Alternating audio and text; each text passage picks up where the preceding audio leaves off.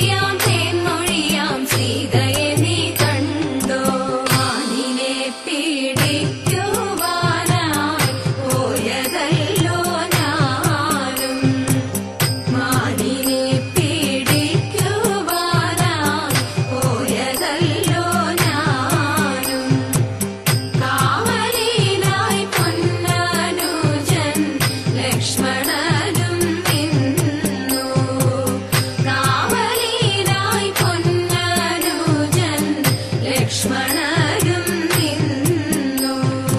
പൂങ്കുയിലെ ചൊല്ലുമോ N സീതയെ നീ കണ്ടോ? പൂങ്കുയിലെ ചൊല്ലുമോ എൻ സീതയെ നീ കണ്ടോ? മാൻമിഴിയാം തേൻമൊഴിയാം സീതയെ നീ കണ്ടോ? മാൻമിഴിയാം തേൻമൊഴിയാം സീതയെ നീ കണ്ടോ?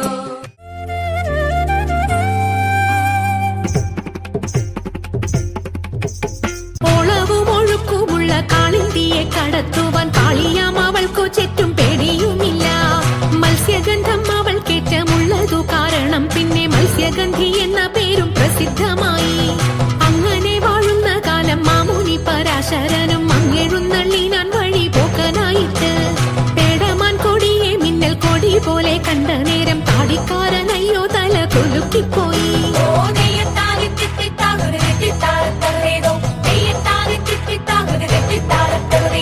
ആരടി ഇന്നീ കടവിൽ തോണി കടത്തുന്നതെന്ന് പാരാതെ കേട്ടവൾ ചൊന്നാൻ അടിയനെന്ന്. നേരവും സന്ധ്യയെടുത്തു വാരിയൂത്തുകൊള്ളുവാനും നേരം നീക്കം വരും വേഗം കടത്തിടണം. വെള്ളത്തിലേറെ പേടിയുള്ളവനാവുന്നു ഞാനും പുള്ളിമാൻ കണ്ണാളെ നീയും ഞാനേ കേറാവൂ. ഇത്തരം പറഞ്ഞ മുനി തന്നെയും തോണിയിലേറ്റി സുന്ദരി വഞ്ചി നീക്കി തുഴഞ്ഞുപോയി. സുന്ദരി വഞ്ചി നീക്കി തുഴഞ്ഞുപോയി. സുന്ദരി വഞ്ചി നീക്കി തുഴഞ്ഞുപോയി. മംഗളം ഗണനാഥ മംഗളം വാണി ദേവി മംഗളം ഗുരുനാഥ മംഗളം ഉമാപദേ പരമശിവ ദേവ പാർവതി വല്ലഭ ശരണം കമലജ മംഗളം ദേവ തരണമേ മംഗളം മംഗല്യം ഭാതുക പുലരണി സൗഭാഗ്യം ദേവദേവ പുലരണി സൗഭാഗ്യം ദേവദേവ